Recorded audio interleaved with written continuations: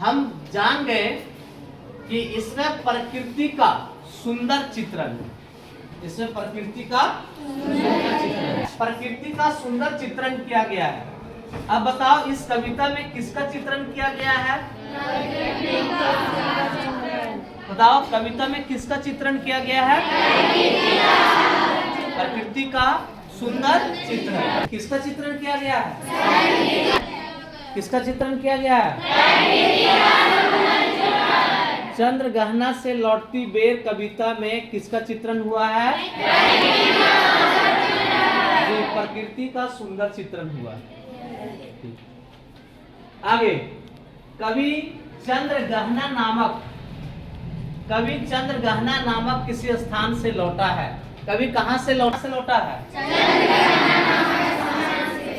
लौटते हुए निर्जन खेतों में, वैसे खेत जहां कोई नहीं है, वैसे खेत जहां कोई नहीं है, निर्जन खेतों में उसने प्रकृति के मोहक सौंदर्य मतलब सुंदरता, प्रकृति के मोहक मतलब मन को मोह लेने वाली सुंदरता है ना, मोहक सौंदर्य के अनेक दृश्य देखे हैं। एक दृश्य नहीं, कई दृश्य देखे हैं। एक तो आप देखे होंगे कि एक दिखाया वो फसलों का दृश्य, एक तालाब का दृश्य, और एक तीसरा दिखाया था रेल के जाने का दृश्य, और सारस पक्षी और उसके प्रेम का दृश्य दिखाया था, है ना। और उन्हें अपनी कविता में चित्रित किया है। आइए इसे ठीक से समझने के लिए इस कविता की प्रारंभ से 25 पंक्तियों का एक बार हम लोग फिर से पढ़ ले। हमें पढ़ना नहीं है, हम लोग पढ़ चुके हैं, हम इस कविता के बारे में जानते हैं। कविता के प्रारंभ में पहले ही पंक्ति में कवि मानो सूचना दे रहा है। लगता है कि कवि हम लोगों को क्या दे रहे हैं? सूचना दे रहे हैं, बता रहे हैं कि देखो मैं लौट आया कहां से? चंद्रगहना से। वही कह रहा है, सूचना दे रहा है कवि। कहता है मैं चंद्रगहना देख आया। ऐसा कौन बोल रहे हैं? कवि केदार। तो केदारनाथ अग्रवाल पहली पंक्ति में, इसको हटा लो, इसको हटा लो। केदारनाथ अग्रवाल पहली पंक्ति के माध्यम से हमें किस रूप में वो पंक्ति को बता रहे हैं? सूचना। किस रूप में बता रहे हैं? सूचना के रूप में। और क्या कहते हैं? मैं चंद्रगहना देख आया, नहीं, और इसी को उन्होंने लिखा है देख आया चंद्रगहना, है कि नहीं। कविता में थोड़ा सा हम लोग पद को इधर उधर देखते कि करते हुए देखा जाता है। तो मैं चंद्रगहना देख आया, वहां लिखा है मैं देख आया चंद्रगहना, ऐसे ना। लौटते हुए खेत की मेंढ पर, खेत की मेंढ तो देखे होंगे आप लोग। हाँ, आप लोग भी किसान के बच्चे हैं ना। हाँ, मेंढ पर अकेला बैठा हुआ वह का मतलब कौन? केदारनाथ अग्रवाल। वह खेत और उसके आसपास के दृश्यों को देख रहा है। सबसे पहले उसका ध्यान खेत में उगे हुए चने की ओर जाता है। केदारनाथ अग्रवाल का सबसे पहले ध्यान खेत में उगे हुए किस फसल की ओर जाता है? चने की ओर जाता है। और चने के पौधे का आकार छोटा होता है। चने का पौधे का आकार कैसा होता है? और चने में गुलाबी रंग के फूल आ गए हैं। किस रंग के फूल आ गए हैं? है ना, गुलाबी रंग के फूल आ गए हैं। कवि को लगता है कि यह छोटे कद का चना के बारे में कवि सोचते हैं। क्या सोचते हैं? कि यह छोटे कद का, नहीं, ठिगना चना, अर्थात ठिगना चना मतलब छोटे कद का, ठिगना चना नहीं, यह छोटे कद का, जिसके लिए कवि बोलते हैं यह ठिगना चना, बीते भर का चना। ठिगना मतलब एक बीता का चना नहीं, अपने सिर पर गुलाबी पगड़ी, मुरैठा, है ना, मुरैठा बांध सजे संवरे दूल्हे सा खड़ा है। लग रहा है दूल्हा जैसन ये सज धज के क्या है? खड़ा है। दूल्हा जैसा सज धज के क्या है, दूल्हा जैसा सज धज के खड़ा है। कौन? बताओ पगड़ी किस रंग की है उसकी? गुलाबी। और पगड़ी जो है, ये पगड़ी जो है वो किसे कहा गया? पगड़ी गुलाबी रंग के फूल को, अर्थात फूल को क्या बताया गया? पगड़ी। और वो ये चने का जो आकार है वो कितने बड़ा है? बीते के भर, है ना? एक बीते के भर, ठिगना चना नहीं, एक बीते के भर है। और देखने से कवि को क्या एहसास हो रहा है, कैसा प्रतीत हो रहा है? दूल्हा सा खड़ा है, सज सवर के दूल्हा सा खड़ा है। मानो जैसे कोई दूल्हा अपने ब्याह रचाने के लिए जब जाता है तो सब कुछ सज धज के जैसे ही खड़ा रहता है नहीं स्टेज पर, क्या वैसे समझो ये सज धज के चना भी आज क्या है? खड़ा है। चना भी आज क्या है? खड़ा है। तो चना कैसे खड़ा है भाई? कहता है चना और अलसी, जिसको तीसी बोलते हैं, यह एक तिलहन फसल है। ठीक है, तिलहन का पौधा है, तेल वाला पौधा है। कहता है चना और अलसी दोनों एक ही खेत में पास पास खड़े हैं।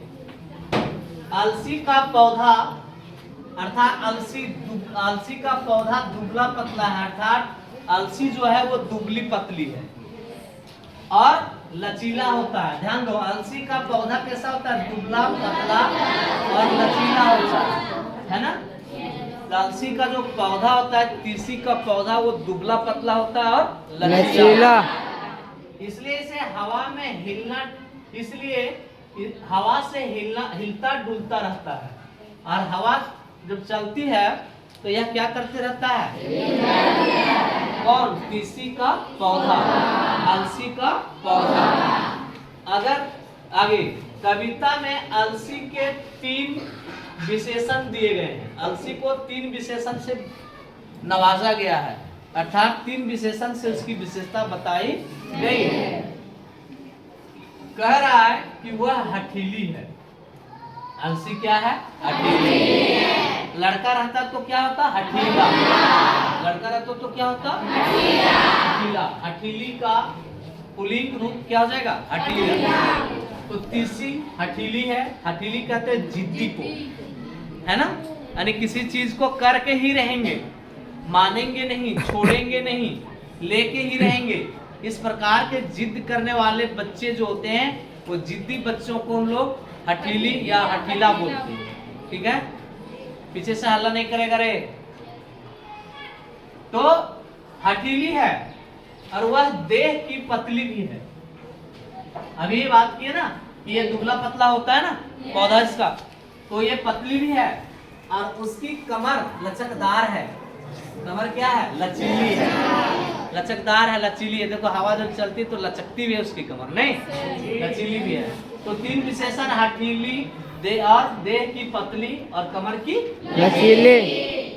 वह पतली होने के कारण हिलती तो रहती है, पतली है इसलिए क्या करते रहती है? हिलती रहती है। लेकिन तन कर सीधी भी हो जाती है। कभी कभी हवा जब रुक जाती है तो वो अकड़ कर क्या हो जाती है? सीधी भी हो जाती है। सीधी भी हो जाती है और तन कर सीधी खड़ी रहती है, इसलिए ये क्या है? हठीली भी है।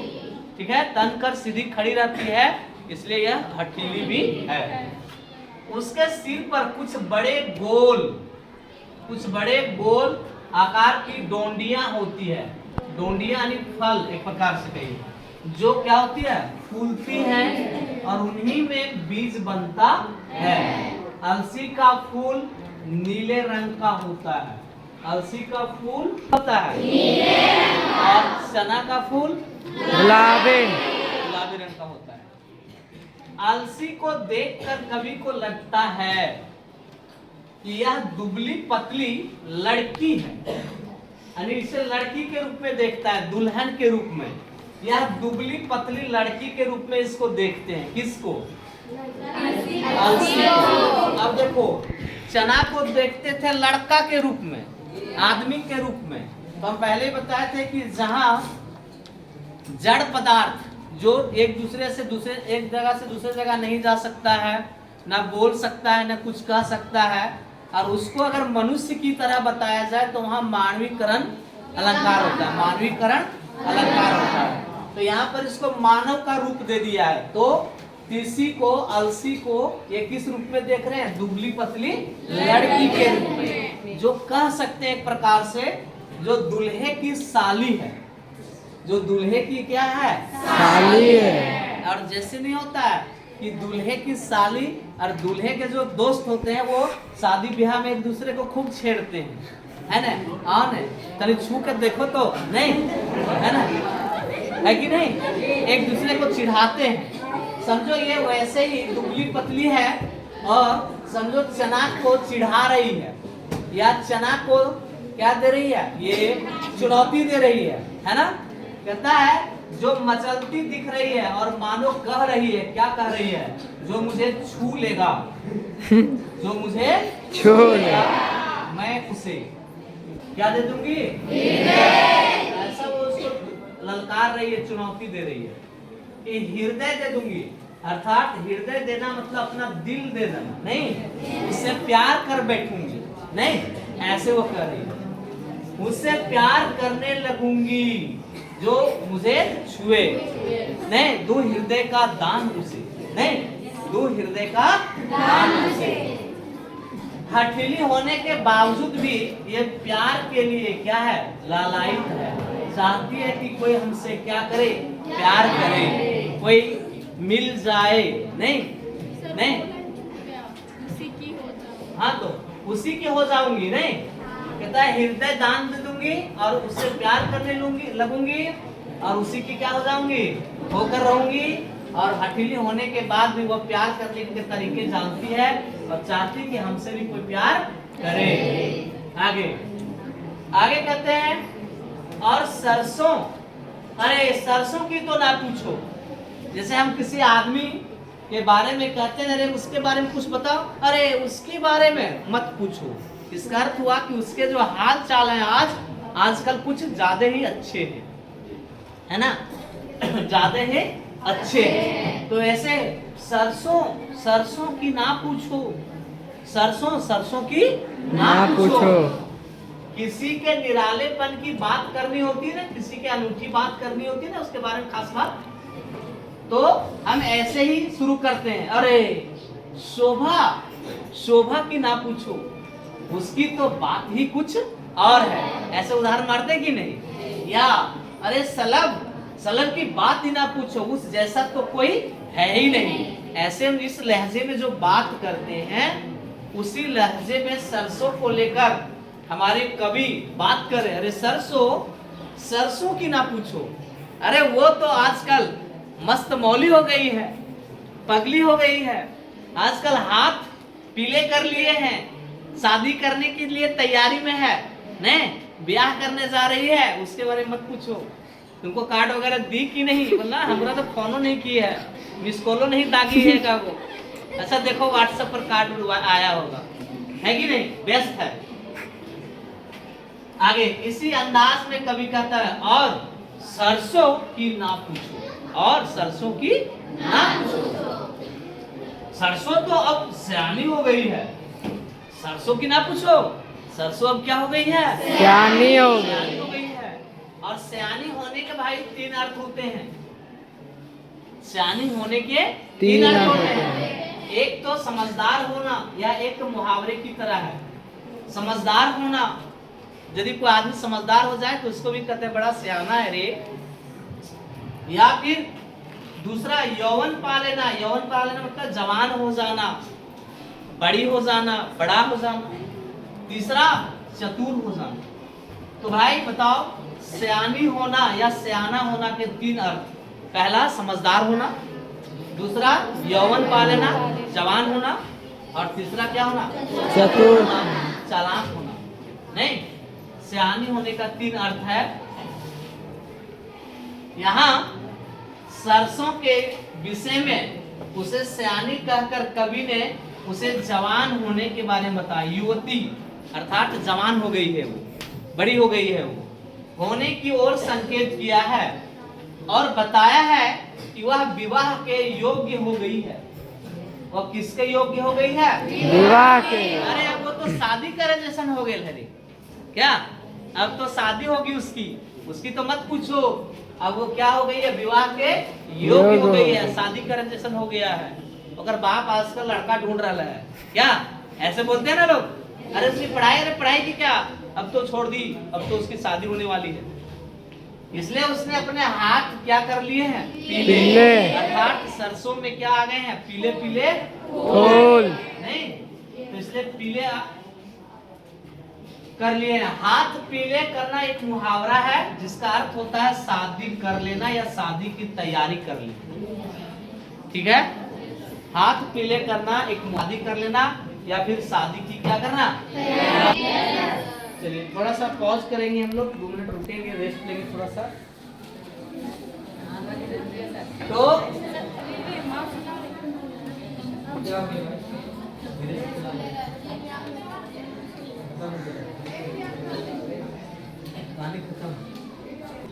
कि कवि ने सरसों के प्रसंग में ही हाथ पीले करने का प्रयोग क्यों किया है ना? कि कवि जो है वो सरसों के लिए हाथ पीले करना का प्रयोग क्यों किया है? क्योंकि सरसों जब फूलती है, सरसों जब फूलती है तो पूरा खेत ही पीला हो जाता है। इसलिए सरसों के लिए कहा गया है क्या करना? हाथ पीले करना या पीला करना। तो पीली सरसों ब्याह के मंडप में पधार चुकी है। जैसे कोई हाथ पीले कर लेते हैं, हल्दी का उपटन वगैरह लग जाता है ना, तो ब्याह की तैयारी होती तभी लगता है। तो समझो अब ये सरसों नहीं मानने वाली है, अब इसकी भी शादी होगी और अब वो शादी करने के लिए क्या कहाँ पहुंच चुकी है? पहुंच चुकी है। क्लियर है? अब पधार चुकी है और पहले से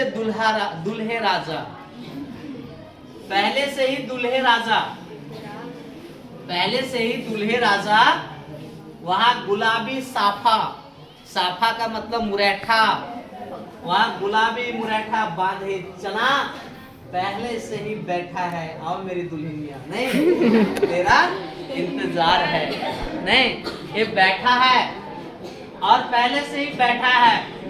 और उधर उसकी साली कह रही है जो छुए मुझे दो हृदय का दान उसको। नहीं कौन? अलसी बैठा है विवाह की हलचल में। अब विवाह का हलचल है, फागुन का महीना भैया कैसे चुप रहता?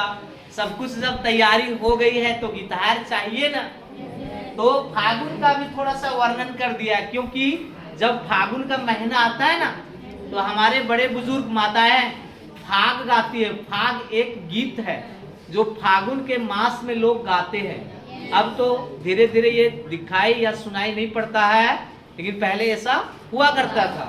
तो वही कह रहा है कि और अगल बगल गांव में दिखाई सुनाई पड़ रहा है कि लोग फाग गा रहे हैं। इसका अर्थ ये हुआ कि फागुन महीना को भी आदमी मान लिया गया, यानी फागुन का भी मानवीकरण हुआ है। और कहता है कि फागुन का महीना कैसे चुप रहता? वह फाग गाता हुआ आ पहुंचा है। वह फाग गाता हुआ आ पहुंचा है। बाबू रे, महीना कैसे चुप रहता? वह भी क्या गाता हुआ पहुंच गया? फाग गाता हुआ। फाग एक गीत है जो फागुन मास में गाया जाता है। फाग का गाना, सजे चने का सजना और सरसों का हाथ पीले करना, इन सब में एक दूसरे के हो जाने की क्या है? ललक।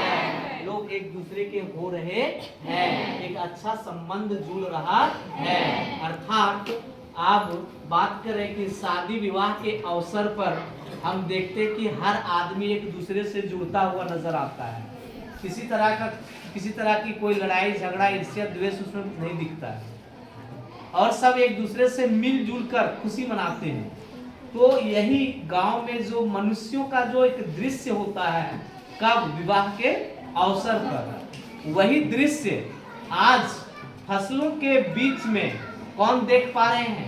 केदारनाथ हमारे कवि महोदय देख पा रहे हैं। और हमारे यहाँ जो शादी विवाह होते हैं उसके साथ इसकी ये क्या कर रहे हैं? तुलना कर रहे हैं। ठीक है, कहता है इस पूरे दृश्य में, अरे ये कौन है? है ना, ये पंडित जी बैठे हुए ना, ये देखो इधर अलसी, ठीक है, अलसी इधर हड़बड़ा रही है। ठीक है, तो कहता है इस पूरे दृश्य में कवि को लगता है जैसे स्वयंवर हो रहा है। क्या हो रहा है भाई? स्वयंवर हो रहा है। देखो, स्वयं का अर्थ होता है खुद, और वर का मतलब होता है दूल्हा। एक ऐसी शादी विवाह की ऐसी प्रथा जिसमें अपने दूल्हे का चयन दुल्हन खुद करती है ना। और इसके लिए दुल्हन के जो पिता होते हैं, बेटी का बाप जो होता है, वह एक शर्त रखता है, और उसी शर्त के साथ जो उस शर्त को पूरा करता है वही व्यक्ति उसकी बेटी का क्या बनता है? वर बनता है, दूल्हा बनता है। तो आज भी स्वयंवर खूब हो रहा है, लेकिन अब वो शर्त वाला नहीं जिसमें बाप और माँ इन्वॉल्व हो।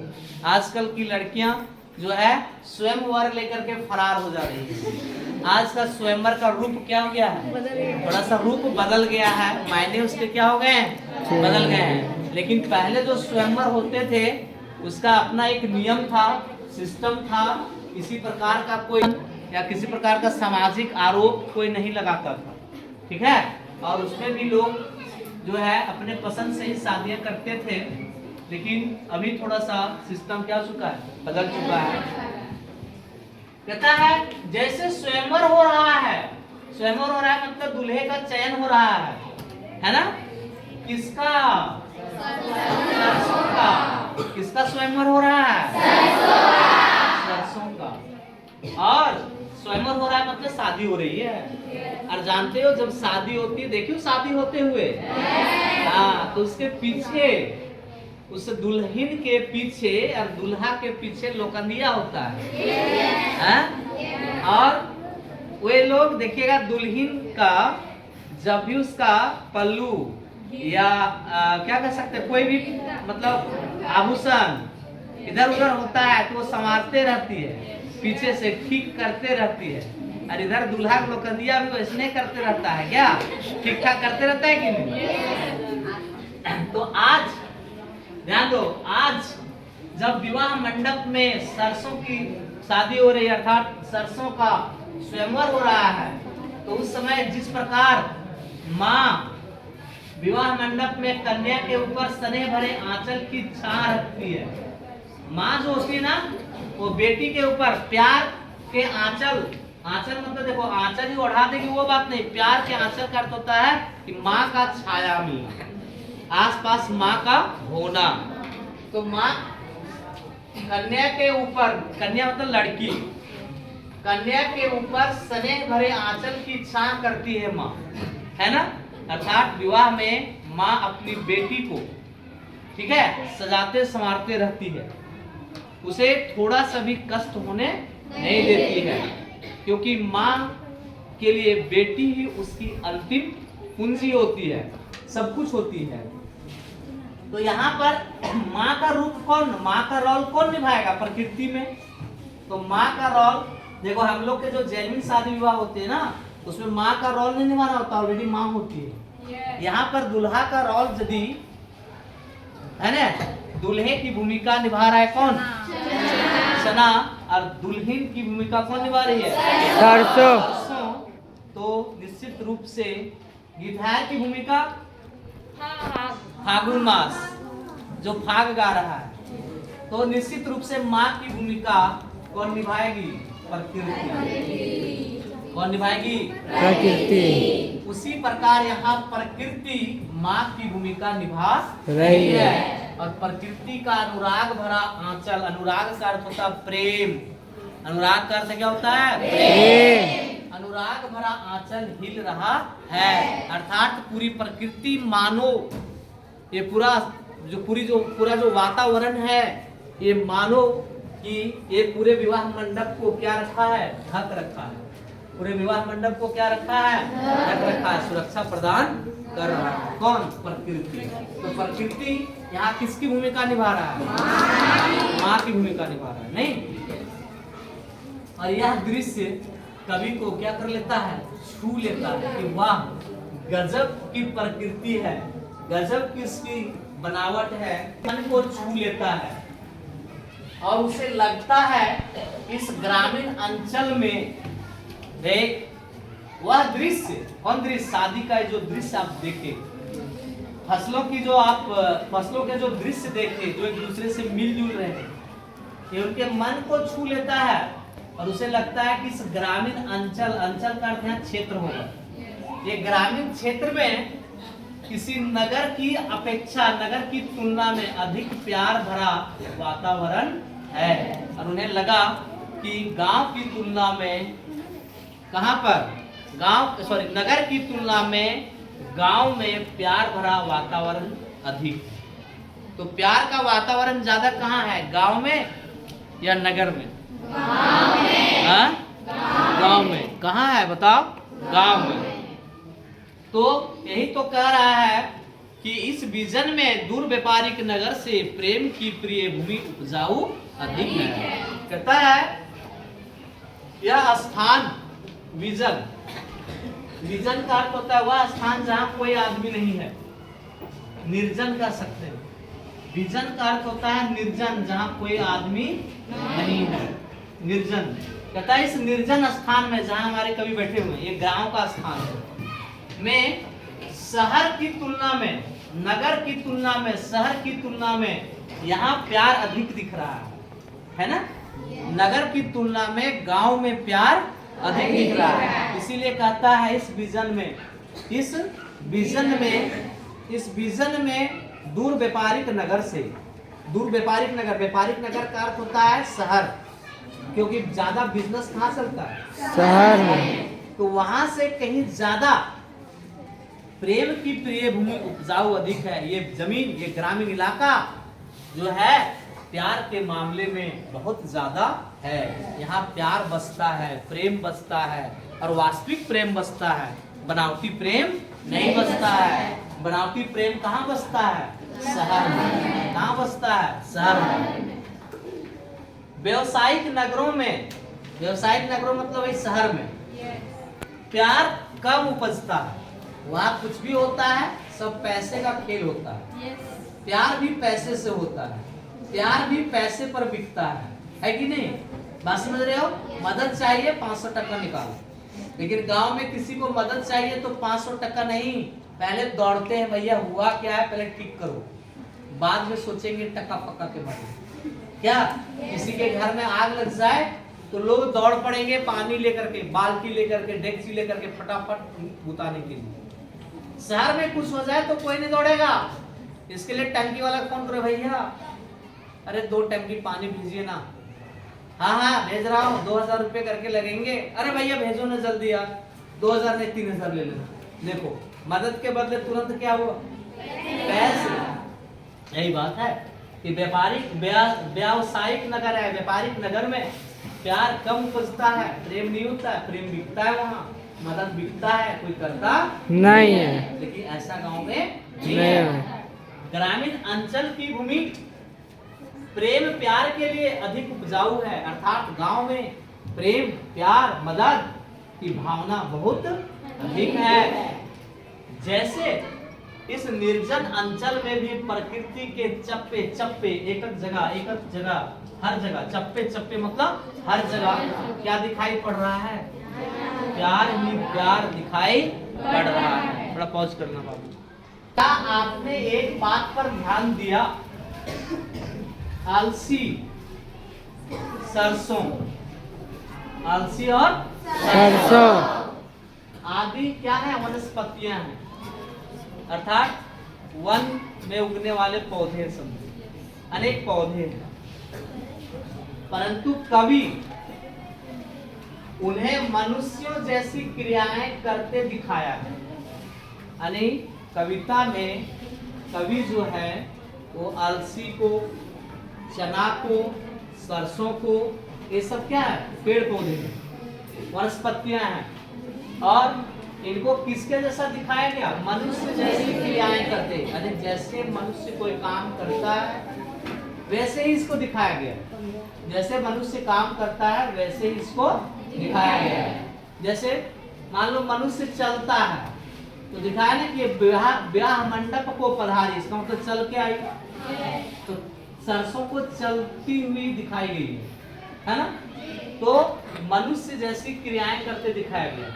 जैसे चना पगड़ी बांधे खड़ा है, जैसे आदमी पगड़ी बांधता है, तो आप चना कभी पगड़ी बांधेगा नहीं। लेकिन हमारे कवि ऐसा मान रहे कि ये लग रहा है जैसे ये पगड़ी बांध के क्या है? खड़ा है। जैसे कोई मनुष्य क्या करता है? पगड़ी बांधे खड़ा होता है या बांधता है। अच्छा, पतली कमर वाली अलसी कह रही है। अच्छा, पतली कमर क्या अलसी तीसी की भी कमर होती है क्या? लेकिन बताया गया है कि पतली कमर वाली अलसी कह रही है। क्या कह रही? सुनो, मुझे छुओ तो हृदय का दान दे दो। मुझे छुओ तो हृदय का दान दे दो। क्या उसके पास हृदय भी है? मनुष्य जैसा हृदय है क्या? लेकिन दिखाया गया कि नहीं, उसके पास भी हृदय है। जरूर होगा। तो देखो हमारे कवि कितना अंदर तक देख रहे हैं। सरसों ब्याह मंडप में हाथ पीले किए बैठी है, जैसे मानो कोई मनुष्य बैठा रहता है। आगे फागुन फाग गा रहा है, जहां कवि जड़ प्रकृति, जड़ का अर्थ होता है जो कुछ ना बोले, जो ना बोले, ना हिले, ना डोले, ना एक जगह से दूसरी जगह पर जाए, उसको बोलते हैं जड़ पदार्थ। क्या बोलते हैं उसको? बोलते हैं जड़ प्रकृति या वनस्पति जगत को चेतन, चेतन का मतलब जागा हुआ, जागरूक मनुष्य जैसा व्यवहार करते दिखाया है, उसे मानवीकरण कहते हैं। ये बता दिया। मानवीकरण किसे कहते? समझ में आ गई बात? कि जब किसी जड़ प्रकृति या वनस्पति को कैसा दिखाया जाए? मनुष्य जैसा व्यवहार करते हुए दिखाया जाए। कैसा दिखाया जाए? चेतन मनुष्य जैसे व्यवहार करते दिखाया जाए तो उसको क्या कहते हैं? मानवीकरण। इसे ही मानवीकरण अलंकार भी कहते हैं। इसे ही क्या कहते हैं? मानवीकरण अलंकार। ठीक है। आगे एक और सुंदर विधान है, एक और रचना की गई है। क्या की गई? सुनिए। पूरे प्रकरण में एक विवाह के मंडप का रूपक है, रूपक अलंकार भी, यानी पूरे सिस्टम को क्या दिया गया? मंडप का रूप दिया गया। कौन मंडप का? विवाह मंडप का रूप दिया गया। विवाह के शुभ अवसर पर दूल्हा और उसके परिवार के पुरुष सदस्य गुलाबी पगड़ी बांधते हैं और लड़कियां सज संवर कर फूल लेकर क्या करती है? अगवानी करती, वेलकम करने के लिए खड़ी रहती है और छेड़छाड़ भी करती है एक दूसरे को। और कन्या, लड़की जिसकी शादी होगी, ब्याह मंडप में लाई जाती है और रात भर लोक गीत क्या किए जाते हैं? नहीं, लास्ट में होता है दान केले हो मौसा दान केले, ऐसे ना होता है। फिर कहेगा दान के लिए मौसा दान के लिए, एक लोटा पनिया बनी के दान के लिए, ऐसे नहीं चलता है। चलिए अब आप लोग के लिए एक